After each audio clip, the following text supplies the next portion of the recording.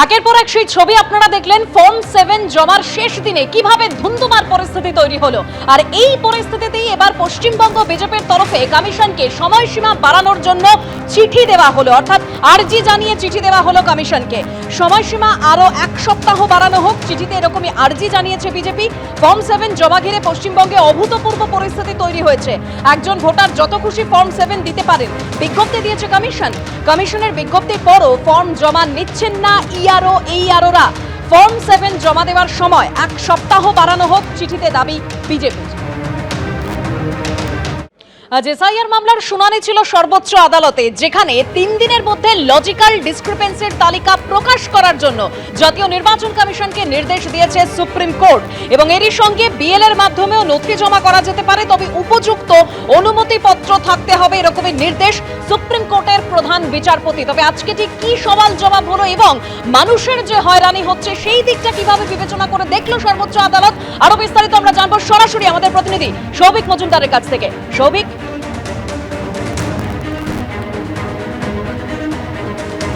দেখো, সুপ্রিম কোর্টের তরফ থেকে যে সময়সীমা নির্ধারিত করে দেওয়া হয়েছে সেই সময়সীমা মেনেই বা সেই নির্দেশ মেনেই জাতীয় নির্বাচন কমিশনকে পশ্চিমবঙ্গের এসআইআরের যে কার্যকলাপ সেটা তাদের সংগঠিত করতে হবে।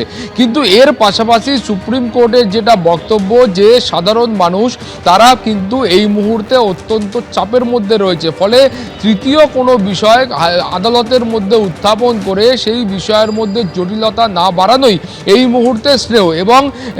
এবং তার পাশাপাশি যারা পশ্চিমবঙ্গের ভোটার রয়েছেন, ভোটারদের যাতে আরও সুবিধা হয় সেই জন্য সুপ্রিম কোর্টের তরফ থেকে বলা হয়েছে যে 1,36,00,000 প্রায় ভোটারের মধ্যে লজিক্যাল ডিসক্রিপেন্সি তারা পেয়েছিলেন, তাদের নামের যে লিস্ট রয়েছে সেটা কিন্তু পঞ্চায়েত অফিসে, বিডিও অফিসে এবং তার পাশাপাশি পুরো এলাকার ক্ষেত্রে ওয়ার্ড অফিসে টাঙিয়ে দিতে হবে, যাতে সাধারণ মানুষ সেখান থেকে বুঝতে পারে যে তাদের ঠিক কোন কোন জায়গায় অসুবিধা রয়েছে বা কোন কোন তথ্য নির্বাচন কমিশনের কাছ থেকে চাওয়া হচ্ছে। তাদের যখন শুনানিতে ডাকা হবে সেই সময় তাদেরকে হিয়ারিংয়ের জন্য কোন কোন তথ্য বা কোন কোন ডকুমেন্ট নিয়ে যেতে হবে সেই সম্পর্কে তারা যেন অবগত থাকেন, সেই জন্যই সুপ্রিম কোর্টের তরফে এই নির্দেশ, এমনটাই কিন্তু আইনজীবীরা বলছেন।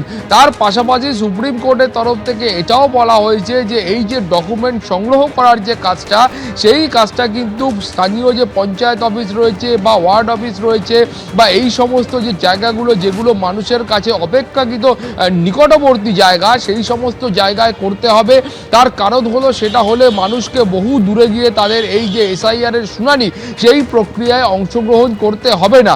এবং তার পাশাপাশি এই কাজের জন্য তুমি জানো যে জাতীয় নির্বাচন কমিশনের তরফ থেকে বারবার বলা হচ্ছে যে জাতীয় নির্বাচন কমিশন পশ্চিমবঙ্গ সরকারের কাছ থেকে সাহায্য পাচ্ছেন না, পশ্চিমবঙ্গ সরকারের কাছ থেকে তারা লোকবল পাচ্ছেন না, ফলে সেই অভিযোগ যেন না থাকে সেই জন্যই জাতীয় নির্বাচন কমিশনের পক্ষ থেকে যা সাহায্য চাওয়া হবে সেই লোকবল দিয়ে রাজ্য সরকার যেন নির্বাচন কমিশনকে সাহায্য করে সেই নির্দেশিকাও একই সঙ্গে দেওয়া হয়েছে।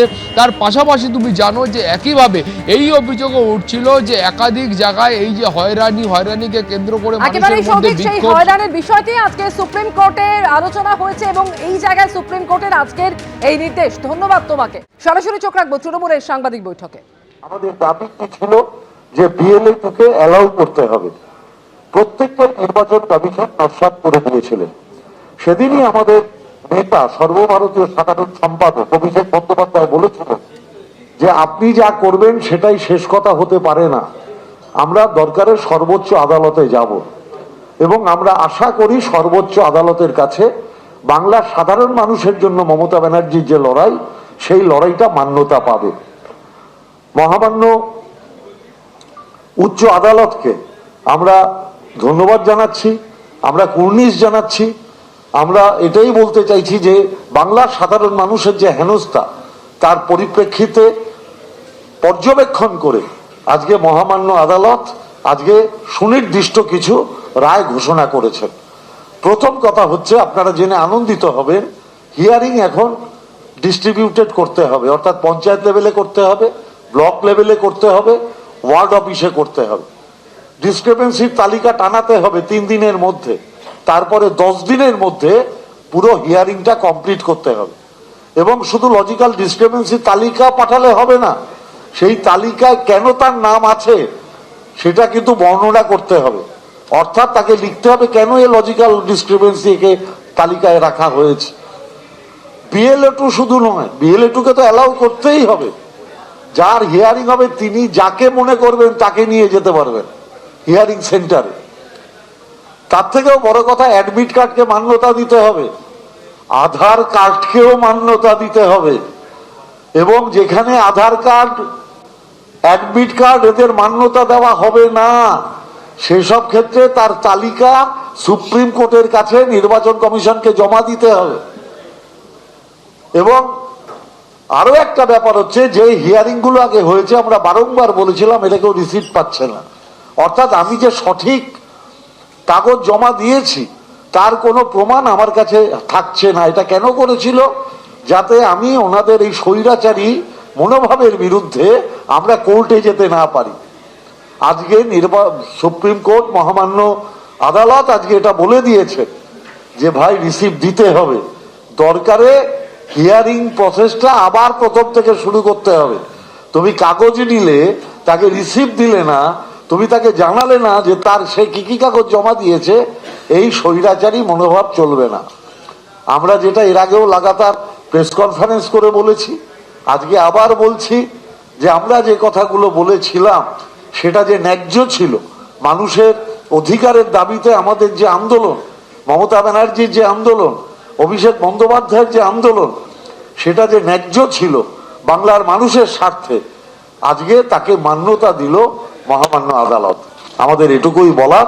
আমি দুই মন্ত্রী আছেন, মাননীয় ব্রাত্য বসু, মাননীয় চন্দ্রিমা ভট্টাচার্য, আমি তাদের বলার জন্য অনুরোধ করছি। এবিপি আনন্দ, এগিয়ে থাকে, এগিয়ে রাখে।